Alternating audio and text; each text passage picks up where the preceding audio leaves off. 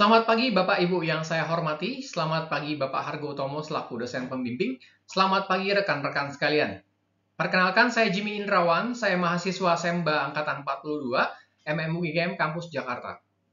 Izinkan saya berbagi hasil penelitian yang saya lakukan dengan tesis berjudul Formulasi Model Bisnis Stasiun Air Minum Komersial, Cara Baru Distribusi Air Minum. Adapun latar belakang penelitian ini dilakukan adalah produk air kemasan merupakan produk yang paling umum dan banyak dijumpai untuk pemenuhan kebutuhan minum, khususnya di kota besar seperti DKI Jakarta. Mengapa demikian? Hal ini disebabkan akses air minum di DKI Jakarta sangat terbatas. Data dari Bappenas tahun 2018 menunjukkan bahwa hanya 63,85% populasi di DKI Jakarta yang memiliki akses terhadap air minum. Budaya konsumsi air kemasan telah berlangsung sejak lama.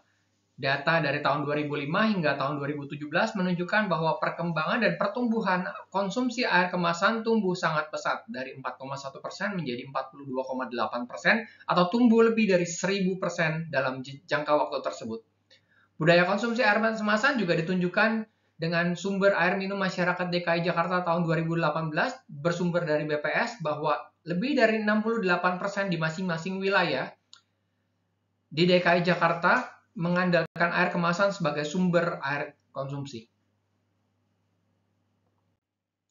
Meskipun demikian, pola konsumsi air kemasan dalam jumlah masif akan menghasilkan sampah plastik dalam jumlah besar, di mana sampah plastik bekas air kemasan membutuhkan waktu yang sangat lama untuk terurai secara alami. Sampah-sampah plastik akan mencemari lingkungan termasuk sumber air bersih hingga ke laut.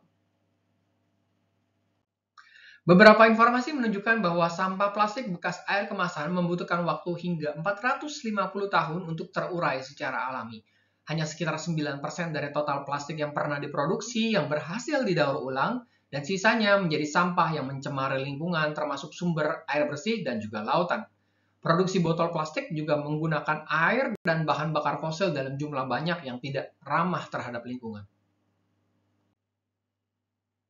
Potensi di industri air kemasan sendiri sangat-sangat besar, di mana masyarakat Indonesia, khususnya di kota besar, memiliki budaya konsumsi air kemasan sejak lama. Penggunaan air kemasan terus tumbuh dari tahun ke tahun. Data tahun 98 hingga tahun 2020 menunjukkan bahwa rata-rata pertumbuhan air kemasan sekitar 9,3% per tahun, di mana harga jual air kemasan juga tergolong premium, lebih tinggi dibandingkan sumber-sumber air lainnya.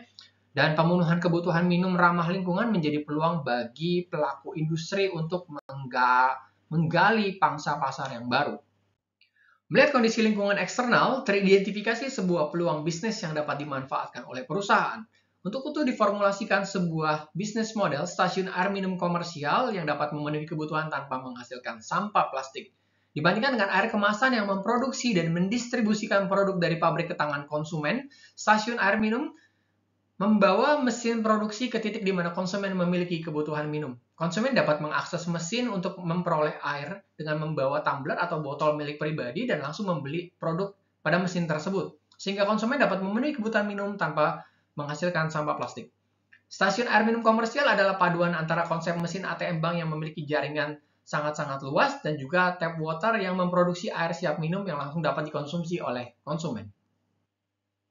Spesifikasi dan cara kerja produk sendiri adalah mesin sistem reverse osmosis, di mana air bahan baku akan diubah menjadi air siap minum yang ditempatkan di dalam mesin.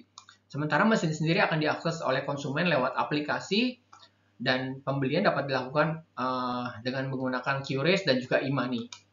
Sistem model bisnis ini juga dirancang untuk beroperasi pada model premium, di mana konsumen dapat mengakses produk terbatas secara gratis dengan memanfaatkan iklan pada aplikasi yang dapat menjadi sumber pendapatan bagi perusahaan. Dibandingkan dengan air kemasan, stasiun air minum memiliki proposisi nilai yang berbeda. Jika pada air kemasan, proposisi nilai yang ditawarkan berfokus kepada kualitas produk seperti kemurnian, kejernihan, kebersihan. Proposisi nilai stasiun air minum berfokus kepada gaya hidup cerdas, praktis, ekonomis, efisien, bahkan bisa gratis dengan fitur premium model, ramah lingkungan, serta fitur-fitur seperti air oksigen dan air panas yang tidak bisa ditawarkan oleh air kemasan.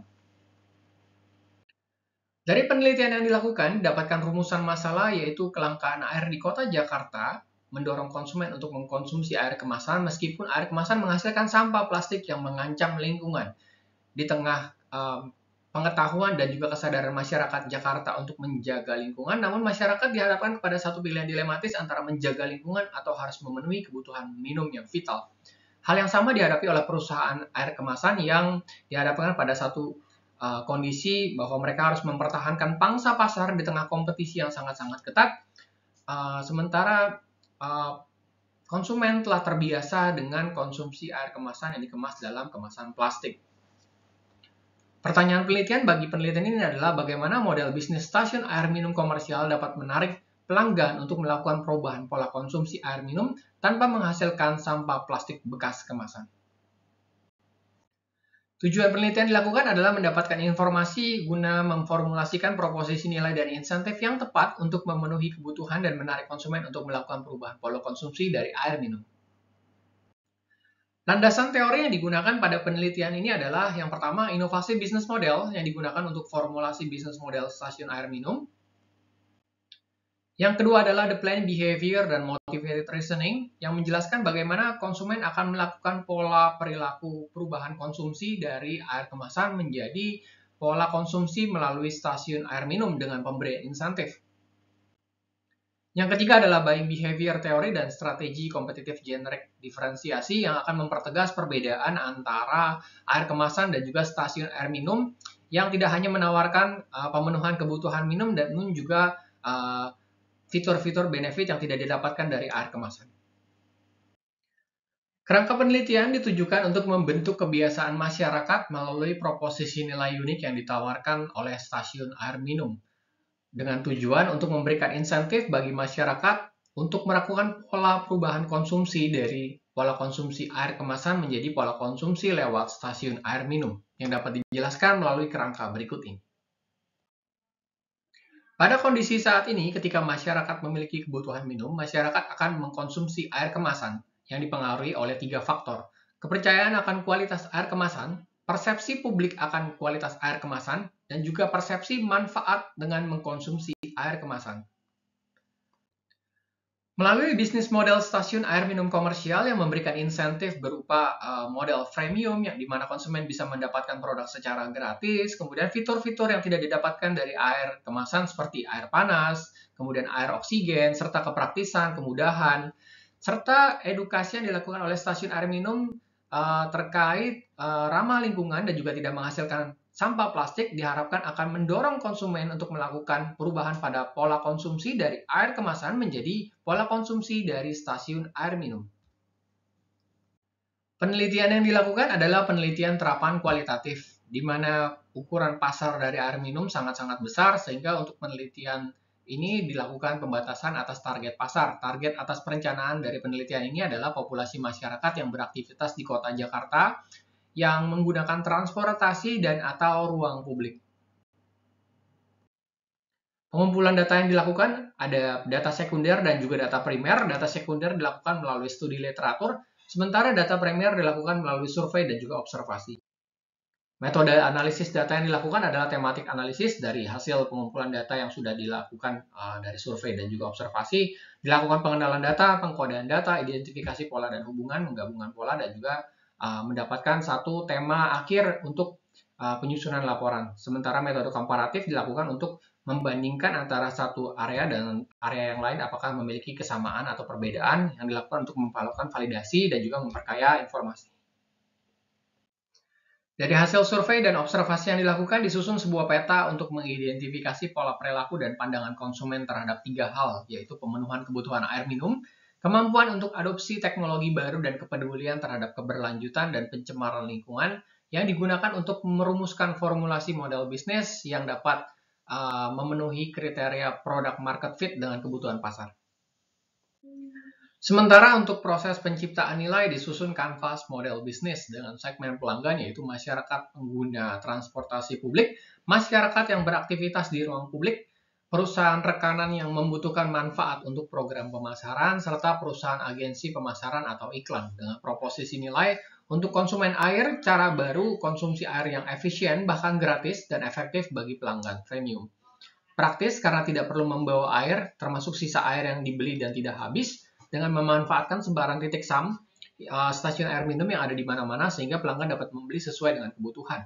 Tidak menghasilkan sampah, menjaga lingkungan, mengetahui secara akurat kualitas dan jumlah air yang dikonsumsi, serta fitur air panas dan air oksigen yang tidak didapatkan dari produk air kemasan. Sementara untuk perusahaan rekanan B2B, proposisi nilai yang ditawarkan oleh SAM adalah cara baru yang menawarkan proposisi nilai unik untuk meningkatkan loyalitas pelanggan dari perusahaan tersebut.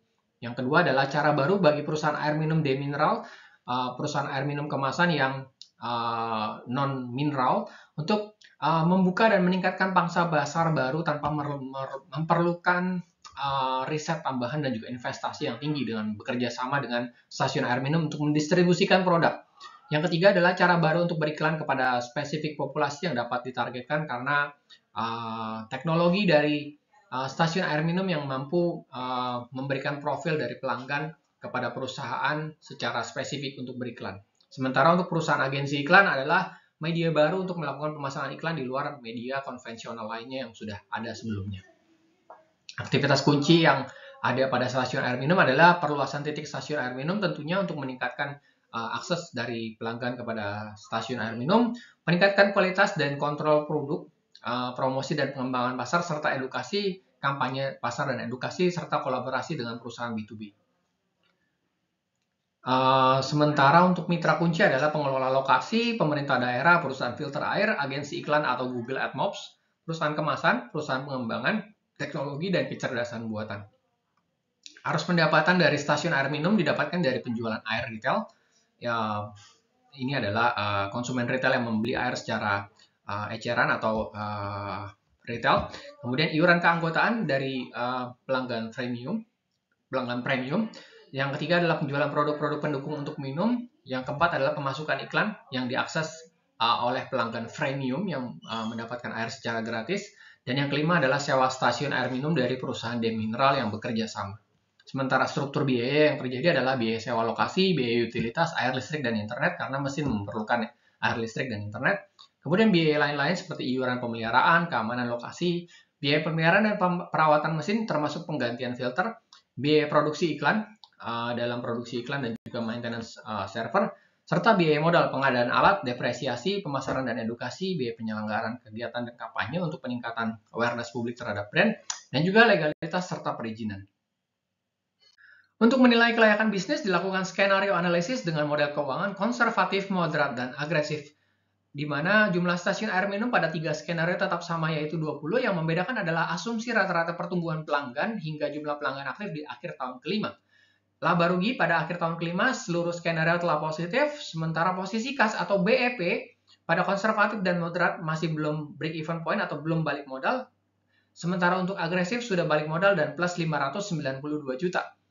Valuasi akhir tahun kelima meskipun belum BEP, valuasi perusahaan pada skenario konservatif, nilai perusahaan adalah sekitar 4,1 miliar, sementara pada skenario moderat, nilai perusahaan adalah sekitar 5,3 miliar, dan pada agresif, nilai perusahaan adalah 5,95 miliar.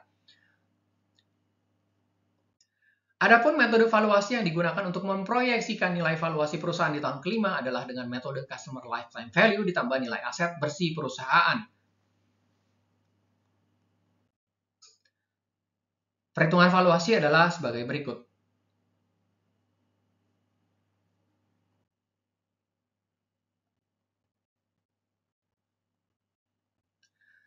Berdasarkan analisis kelayakan bisnis yang dilakukan untuk periode 5 tahunan, diperoleh kesimpulan bahwa bisnis ini layak untuk dijalankan. Sebagai perusahaan rintisan yang punya prospek untuk terus berkembang dengan adanya kesesuaian antara solusi yang ditawarkan dan kebutuhan pasar, ditunjukkan dari pendapatan yang terus tumbuh positif pada 3 skenario, ditopang oleh pertumbuhan pelanggan freemium yang juga positif. Meskipun titik impas pada bisnis model ini dicapai hanya pada skenario agresif di tahun kelima, sementara moderat dan konservatif belum bisa BEP hingga tahun kelima, namun posisi laba perusahaan pada 3 skenario untuk 5 tahunan semuanya bisa positif. Tren atas pertumbuhan pendapatan, jumlah pelanggan, dan profit juga diproyeksikan akan terus naik, sehingga pada skenario 2 skenario yang lain yang belum BEP, pada periode berikutnya akan BEP. ditopang oleh kondisi skala ekonomi bisnis yang akan lebih baik dengan adanya pertumbuhan jumlah pelanggan.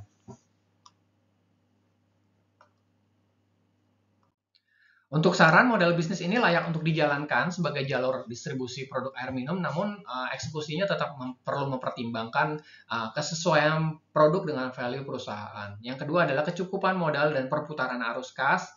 Yang keempat adalah kecepatan perluasan pasar karena terkait dengan economic of scale dan juga strategi perusahaan dalam melakukan akuisisi pasar dan juga efisiensi cost.